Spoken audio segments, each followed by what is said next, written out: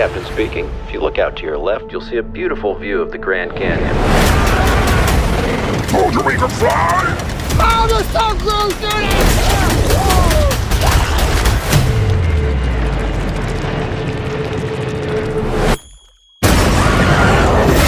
Jesus Christ! Where did this ship?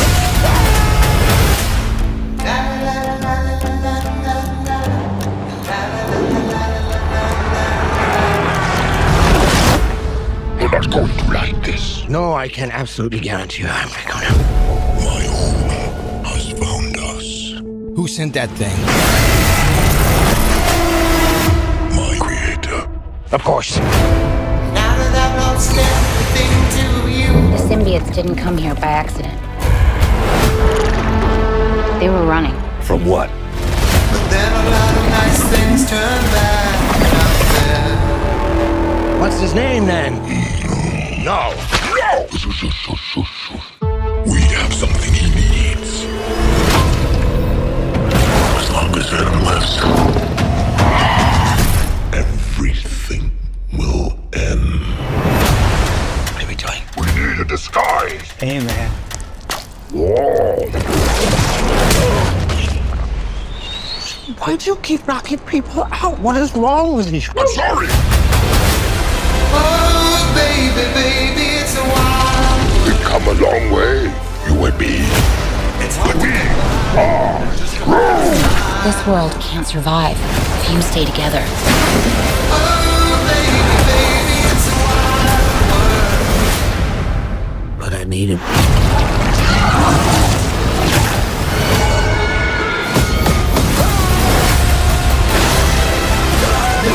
You're bad people. There we are! Always remember you.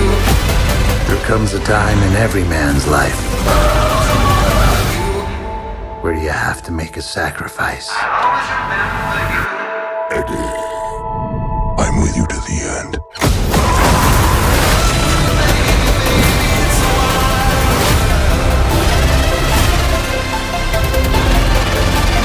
Always remember you. No, this is all the money that we have. What is this feeling? It's like... This feeling? It's like all of my problems have gone away! I think you broke my foot. Eddie, I need more money. Boom, there you go. That was a trailer for Venom: The Last Dance, arriving exclusively in theaters on October 25th. Go see it in IMAX. Shout out to Sony. I am Kuya P. This is Nerds Rule the World. Joining me to talk all things Venom: The Last Dance is a veteran of the Venom films, the trilogy, and hopefully she'll be branching off into the rest of the universe. I'm talking to the one and only Peggy Lou, who plays Mrs. Chen. Thank you so much for your time today, Peggy. How are you? Good. Thank you so much for having me. Definitely. You are one of my faves in this franchise. I got to tell you, just like my man Jacob Batalon over with the Spider-Man, you over here in Venom being our convenience store, blunt in your face, just tells it like it is. Convenience lady is just such a treasure for me. And as a person who's Asian American, you know, I always look for that representation in these projects where they can fit us. And it was a delight to have you in there. Were you familiar with Venom when it came around your way? No. I had to do my little research to find out. So what was it like? So when this part came your way as Mrs. Chen, you know, hey, we have this project.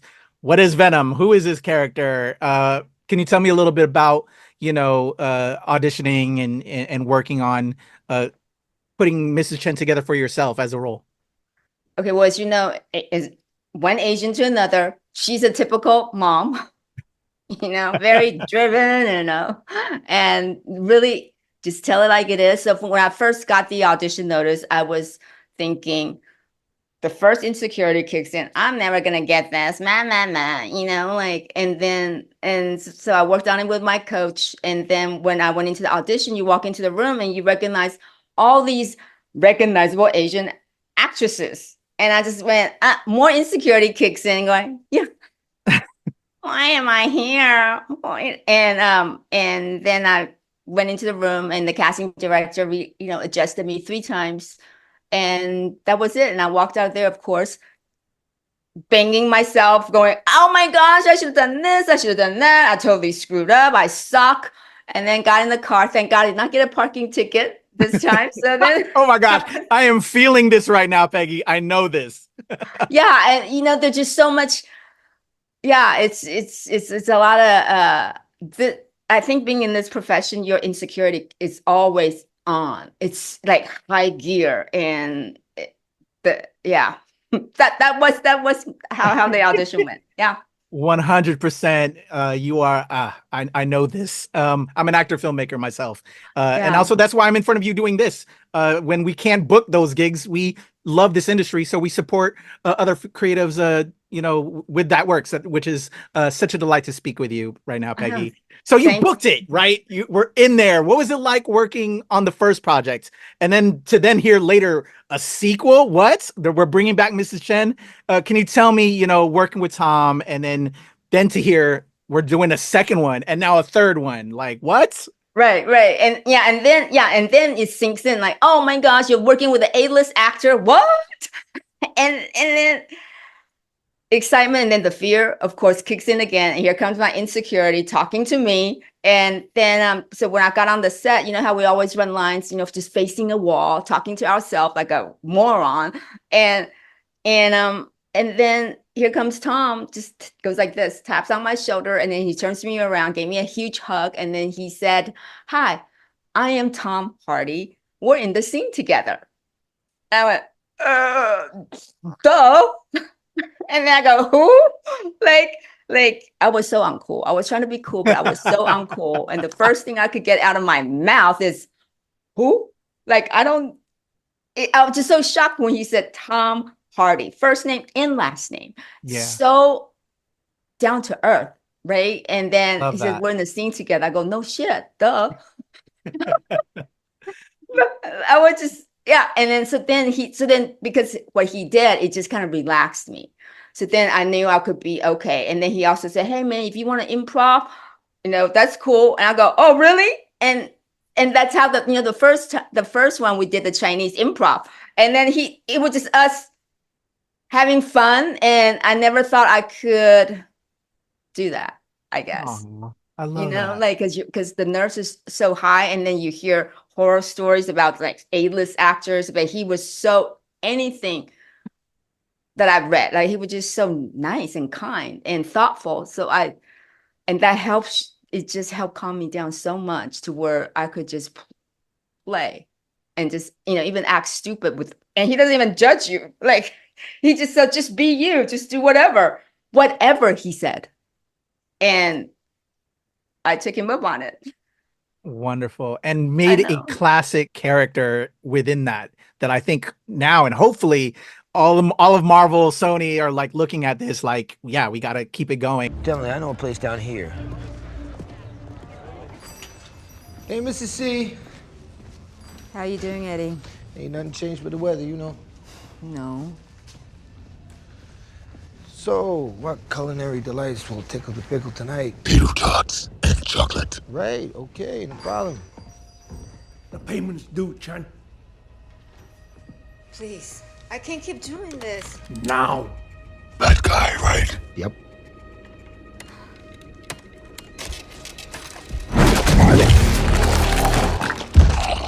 You come in here again.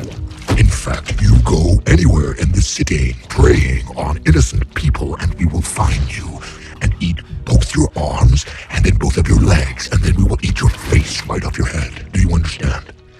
Please. Yes. So you will be this armless, legless, faceless thing, won't you? Rolling down the street like a turd in the wind. Do you feel me? What the hell are you? We are Venom. On second thought. Please.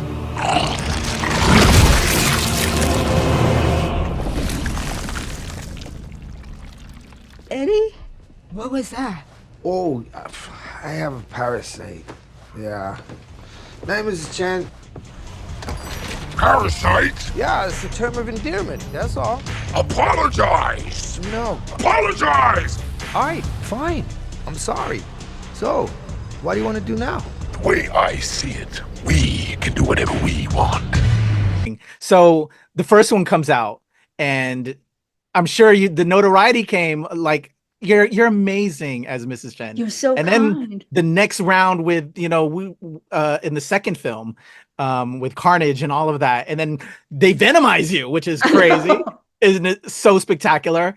What was that kind of new fandom in a way? What was that? How was that when you finally got to see it? It came out there, and then we're gonna do a number 2 and do all of that. Can you tell me just how this whirlwind has been for you, Peggy? Surreal. Like I can't even express it, and I really can't express it. Sometimes it brings me to tears,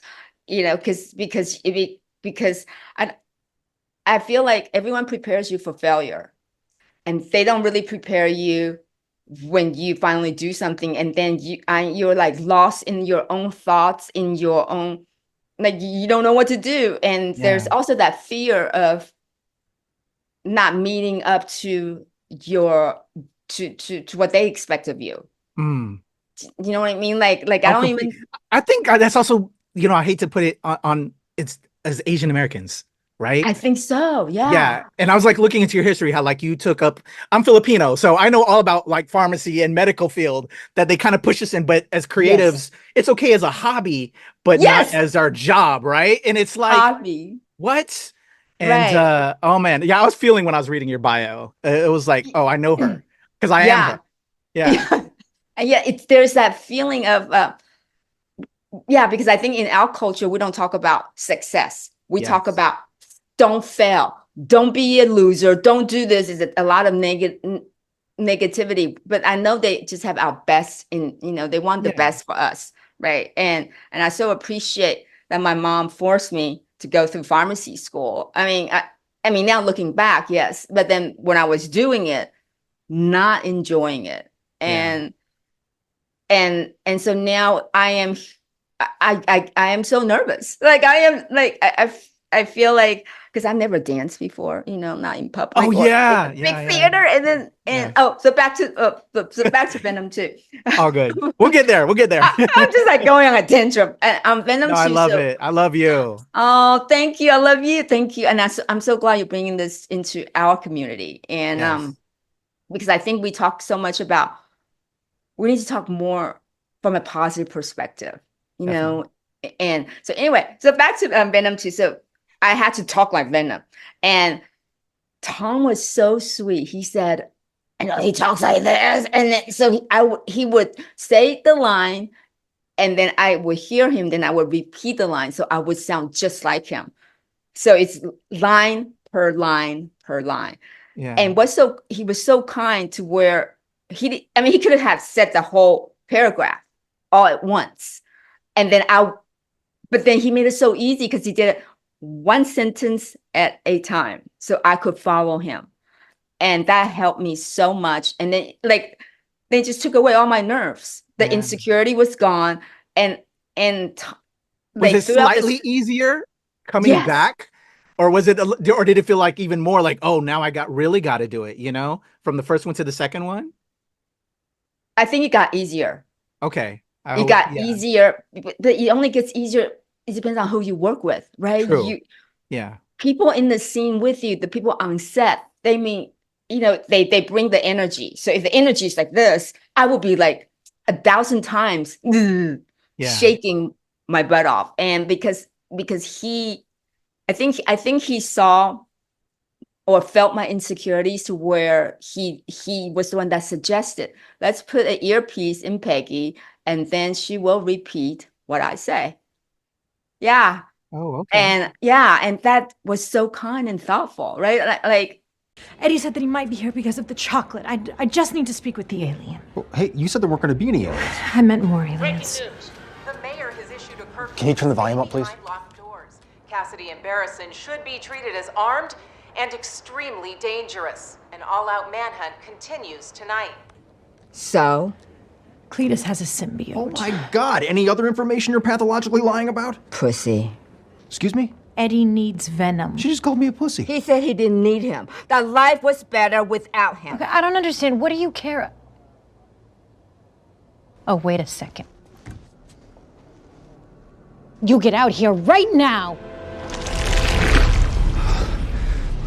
Do you see that? Seriously, do you see that? Yeah, hun, I've seen it. Eddie's going to have to fight this battle all by his little bitch self. Oh, don't be a big baby. Go help your friend. He said I couldn't get a job fixing toilets. Cletus will come for him. He won't survive without you. Of course he won't, because I am the hero of the two of us. Yeah, you're the big sexy hero. You're the coolest, you're the hottest, and you're the bravest. I am. No, I'm still standing right here. No one likes you, Dan. I love seeing you in action.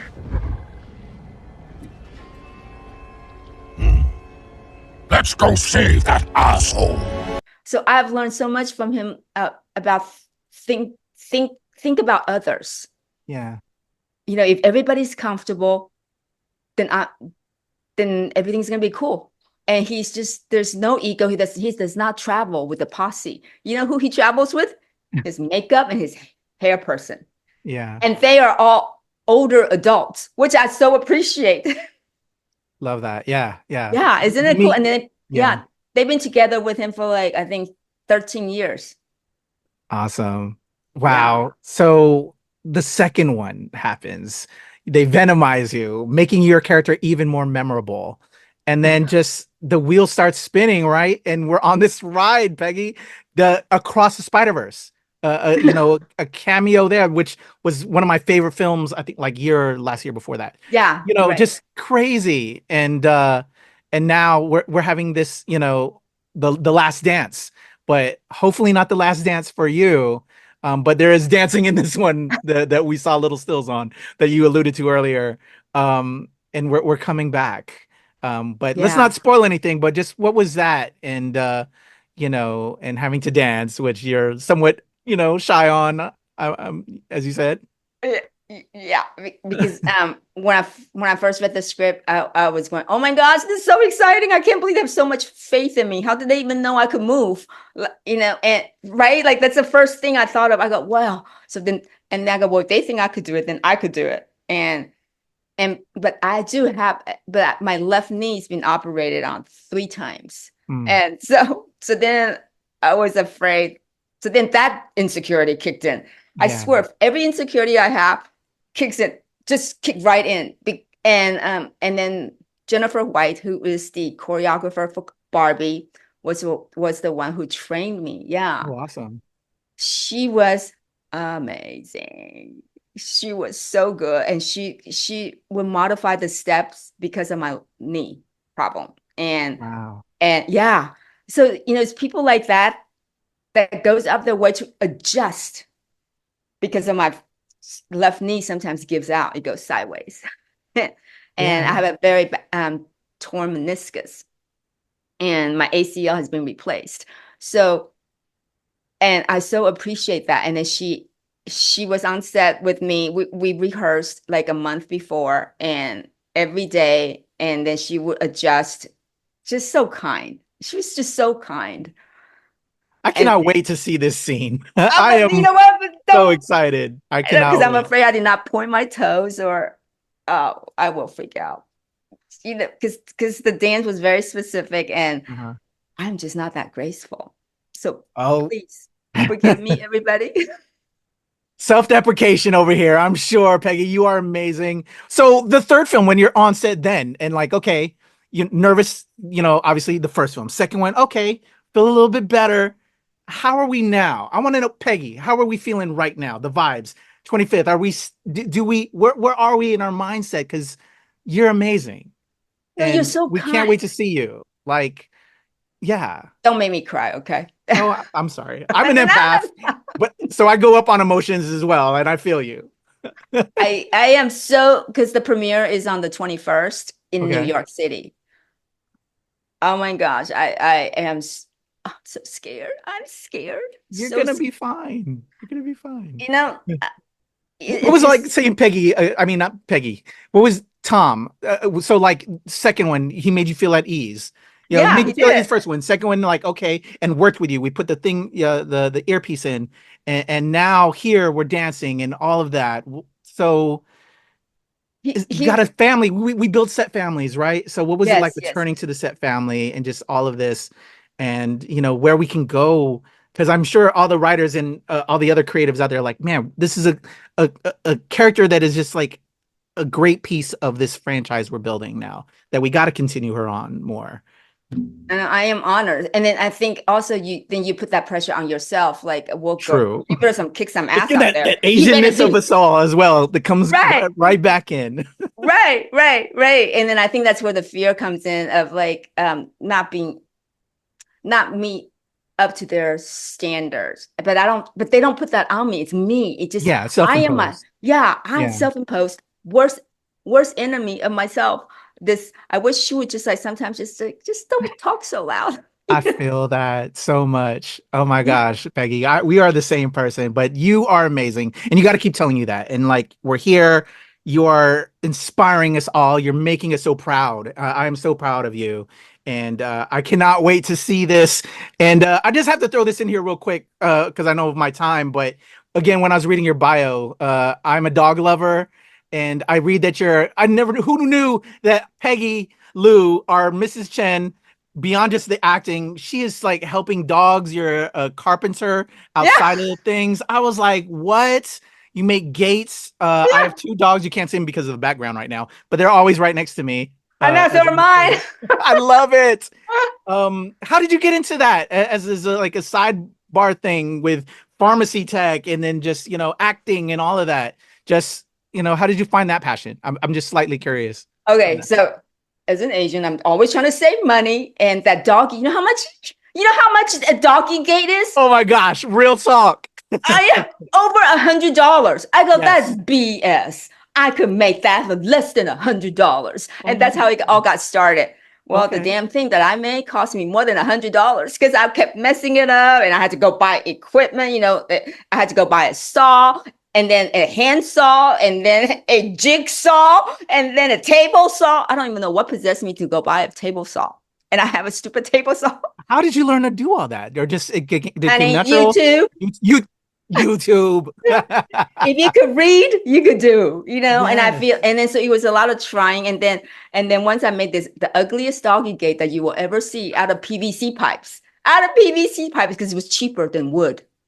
Oh my goodness. Wood is expensive. So then, when you go to Home Depot and Lowe's, they have those gates with, those accordion thing when they wall off when they're stocking. So I thought, I could do that with PVC pipes.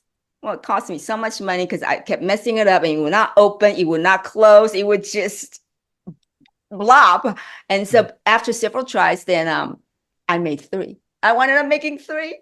Oh wow. Well, I love that. I love that. Peggy, and plus as I get older, I like to move furniture, and as I go, they need to be all on wheels. So it doesn't take so much effort. So I just decided to put casters on all my furniture. You know what? I bought those too just to make things easier, but because I'm so busy, with what we do and acting and working and all of that, they're still sitting over on a table in one of my part of my house. I hear you. Yeah, I hear you. I have that too. That laundry list. But Peggy, oh my gosh, I just feel like I know you in so many ways because I am you in so many ways. And again, I just want to remind you that you're a treasure. I'm excited. I cannot wait to see you as Mrs. Chen again, and hopefully again and again and again. Because I think, to me, like my man Jacob Batalon, who I've had on before, who is the buddy, of Peter Parker, Spider-Man. Yeah. Like you're Tom Hardy's buddy, and I think even more because I think how they have you set as a character in this convenience can work in so many different ways. It could be like the 7-Eleven of the Marvel universe. Like, let's always have Mrs. Chen. I love it. But such a pleasure to chat with you. I can't wait to see what you're going to do next after this. And hopefully we can chat again, and I can help send you virtual flowers to help promote you with everything you're doing. Thank you so much. Thank you. And I so appreciate what you're doing. Definitely. Yeah. Thank you so much. Hopefully we can work together on my own film because I'm a film myself, so definitely we'll be in touch. Yes. Okay. I love it. Everybody, Venom: The Last Dance arrives in theaters on October 25th, exclusive in theaters. Go see it in IMAX. the one and only Mrs. Chen, Peggy Lou. Thank you so much for your time. I'm Kuya P. This is Nerds Rule the World. All right, there's a cut. Thank you.